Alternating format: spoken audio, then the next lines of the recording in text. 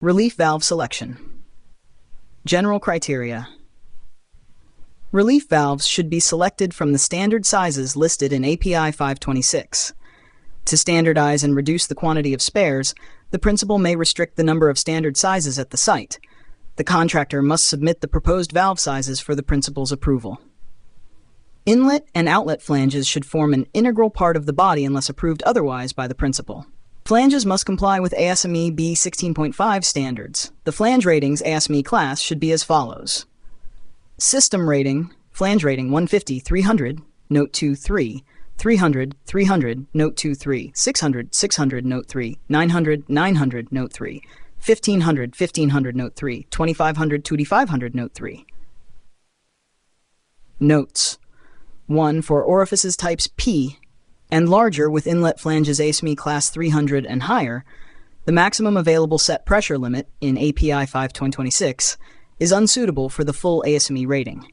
Therefore, for these sizes, select the next higher rated inlet flange if dictated by the system's design pressure. 2. For valves with ASME class 300 inlet flanges, select the valve with the highest set pressure limit available in API 526. 3. Outlet flange ratings should comply with API 526 unless the manufacturer's standard is a higher rating. 4. The above outlet flanges are for relief valves that relieve to an open flare system or atmosphere.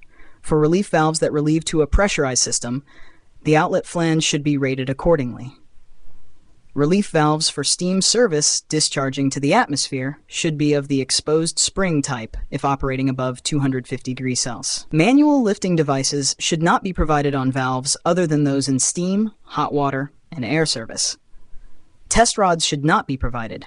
Test rods prevent the stem from moving and are sometimes used to block the relief valve during hydro testing or transportation. Specific selection criteria. Non-balanced spring-loaded relief valves. These should be used when the built-up back pressure is not greater than the maximum allowed overpressure. The built-up back pressure, variable back pressure, is the pressure drop across the piping downstream of the relief valve.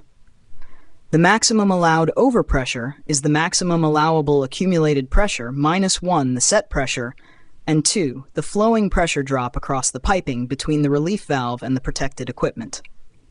Determination of the maximum allowable accumulated pressure is given in other documents. For cases where a constant back pressure is exerted, the spring of the relief valve should be selected and set for the difference between the set pressure, being the maximum allowable working pressure, and the constant back pressure. Spring-loaded relief valves connected to a closed discharge system should always have a closed bonnet.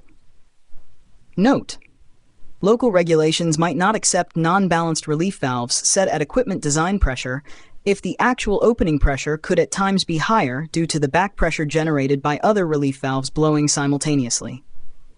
In such cases, consider using balance valves or slightly lower setting of the non-balanced valves for those which may blow as the result of a common emergency. Balanced type relief valves. These should be used when the built-up back pressure is higher than that allowed for a non-balanced valve. However, the back pressure should not exceed 65%, preferably 50% of the set pressure, considering the maximum allowable operating pressure for the bellows. If the relief valve is applied in services with back pressure exceeding 25% of the set pressure, the manufacturer should demonstrate with test data that the relief valve can handle the required relief load. Relief valves of the balance type should have a continuously vented bonnet. A suitably corrosion-resistant material should be specified for the bellows, since fluid could enter the bonnet space and escape through the bonnet vent if the bellows fail.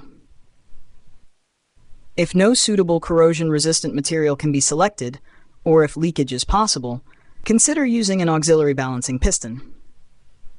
Balance bellows valves with a bonnet vent open to the atmosphere should not be used on streams causing the valve to freeze when it leaks.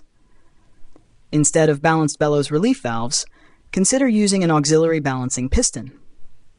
In clean service, pilot-operated relief valves may be selected. Balanced bellows valves should not be used on reciprocating compressor discharges due to pulsation causing fatigue cracking of the bellows, nor in coking or fouling services, as the bellows can become fouled and malfunction. Pilot-operated relief valves These may be used in clean gas or liquid service where proper operation of the pilot valve is assured, provided local authorities permit their use. The pilot valve should be of the non-flowing type to minimize the likelihood of foreign matter being drawn into the small bore sections of the valve. Situations where pilot-operated relief valves are particularly suitable include when the pressure loss between the protected equipment and the inlet flange of the relief valve exceeds 3% of the set pressure of the relief valve. In such cases, the pilot sensor tapping should be located close to the source of overpressure, and the pilot line should be installed to prevent liquid accumulation.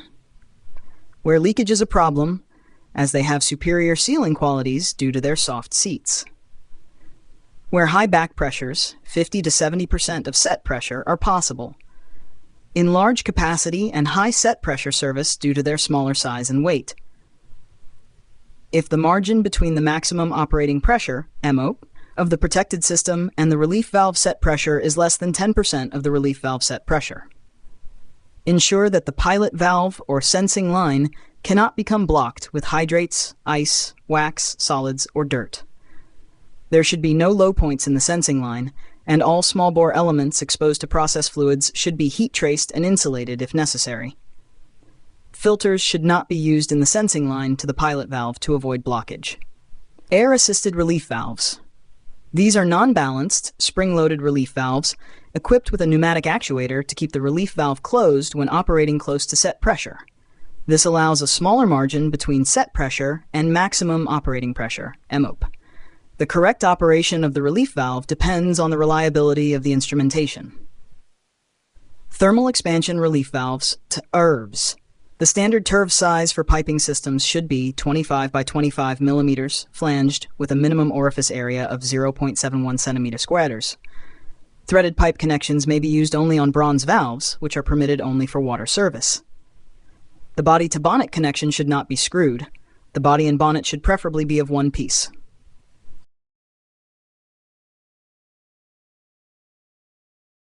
Relief valve calculations. Relief valve sizing. For each relief valve, the relevant relief conditions should be established in accordance with other referenced guidelines. The size of the relief valve should be determined using the largest relief load. The inlet and outlet piping of the relief valve should be sized using the rated capacity of the relief valve. For reporting the calculations of the relief valve size for single-phase flow, the standard calculation sheet should be used, applying the formulae in API RP 520. For liquid relief valves, the sizing method for certified relief valves, refer to API RP 520, should be used to ensure more accurate size determination, avoid oversizing, and minimize the probability of chatter. These relief valves should be provided with a liquid trim to prevent chatter. If chatter remains an issue, consider applying a friction damper.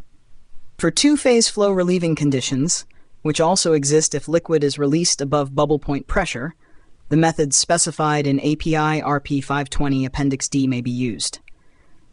These methods are based on the classical homogeneous equilibrium model, assuming no slip between the liquid and vapor phases, and using minimal thermodynamic data, such as liquid-specific heat at constant pressure, and latent heat of vaporization at PRV inlet.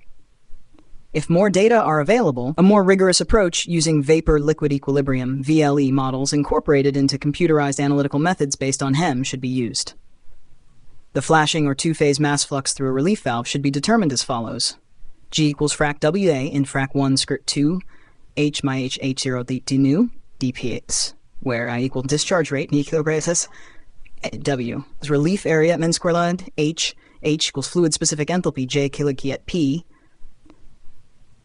equals fluid-specific volume, memoquarters per kilogram, at mace P equals decreasing downstream pressure, N Moffer squared.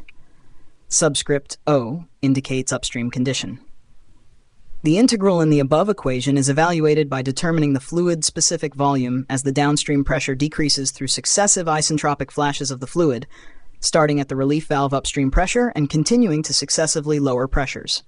The critical mass flux occurs when the value of G becomes maximum, indicating the choking pressure for the fluid. A specific calculation module may be used to perform this routine. To determine the minimum required area, divide the calculated area by a KD, effective coefficient of discharge value of 0.85. This coefficient should be confirmed by the manufacturer. If the back pressure exceeds 30% of the set pressure, the calculated area should also be corrected by the KB factor, as indicated in API RP 520. For reporting the calculations of the relief valve size for two-phase flow, a designated calculation sheet should be used. Relief valve temperature. The relief valve temperature should be determined by the inlet and outlet temperatures resulting from extreme operating and emergency conditions. The possibility of valve leakage under otherwise normal operating conditions should be considered. For the choice of the relief valve spring material, only the extremes of the non-fire conditions should be considered. To determine the minimum temperature, perform an isentropic flash to choking pressure, followed by an isenthalpic flash to the calculated back pressure. If this results in a minimum temperature slightly below the threshold at which low temperature, fine-grain material is required, conduct more detailed calculations considering the velocity at the relief valve outlet. This may determine that only an isentropic flash to choking pressure is sufficient to establish the minimum temperature, thus avoiding the need for low-temperature material. Requisitioning. The data for the relief valves on a project should be entered by the contractor on a designated data sheet. For requisitioning, the relief valve data should be entered by the contractor on a specific requisition sheet. The choice of relief valve manufacturer should be subject to the approval of the principal. The manufacturer should verify the calculation of the selected relief valve size, complete the attachments where requested, quote for relief valves, meeting the requirements of the relevant requisition. Inform the purchaser of any irregularities found in the relevant requisition. The manufacturer is responsible for the design and construction of the supplied relief valves for the services and conditions specified in the requisition. If a relief valve is provided with an actuator and/or accessories from another source, but supplied as part of the relief valve requisition, the responsibility of the overall valve assembly, valve complete with actuator and/or accessories, should be with one party, being the relief valve manufacturer. Relief valve specifications. General material grades should be as specified on the requisition. Relief valves should comply with API 526 and ASME 1 for power boilers, or ASME 4 for heating boilers, or ASME 8 for pressure vessels. The springs of relief valves should be given a suitable coating to protect against general corrosion and/or sulfide stress corrosion cracking. Coatings of cadmium or zinc should not be used due to the risk of liquid metal embrittlement during service and/or hydrogen embrittlement during the galvanizing process. Suitable aluminum coatings may be used. Additional requirements for specific services: oxygen service and high-pressure air service. A specific standard should apply for relief valves in oxygen service and relief valves in air service above 50 bar GA. Relief valves for oxygen service should be clearly marked and packed separately from other relief valves. Wet hydrogen sulfide service. Specific standards such as ISO 15156 or NACE MRO 103 should apply. Notes: 1. ISO 15156 applies to oil and gas production facilities and natural gas sweetening plants. NACE MR 0175 is equivalent to ISO 15156. NACE MR 0103 applies to other applications such as oil refineries, LNG plants, and chemical plants. Painting relief valves should be prepared and painted according to the manufacturer's standard unless specified otherwise by the principal. Identification. Each flanged relief valve should have the tag number, e.g. XXX PRV, PSV, RV, XXX, as stated in the requisition, stamped legibly on the edge of the inlet flange using die stamps with characters at least 12 mm high. Screwed valves should have the tag number stamped legibly on the valve body. The relief valve should be fitted with a stainless steel nameplate attached to the bonnet with stainless steel wire. At least the following information should be clearly stamped on the plate. Markings specified in API 526, but in SI units unless specified otherwise by the principal. Tag number. Relief valves for oxygen service should be tagged suitable for oxygen service. Protection and packaging. All necessary precautions should be taken for adequate protection of the relief valves during shipment and storage. These precautions include: after testing, install metallic pipe plugs compatible with the valve body material in any vents or drains in the pressure-containing sections of the valve, whether on the inlet or outlet side.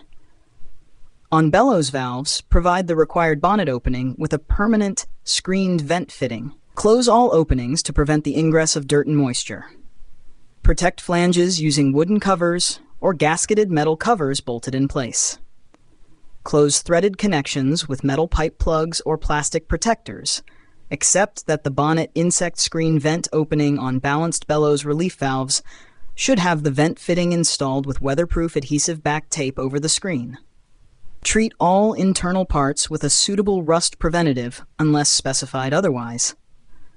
Secure tested relief valves in the vertical upright position, bolted or wired to the pallet, and handle with care. Provide protective storage before and after testing until delivery at the site. Handle relief valves carefully to avoid damaging the valve or upsetting its adjustment. Secure relief valves in the vertical upright position for transport.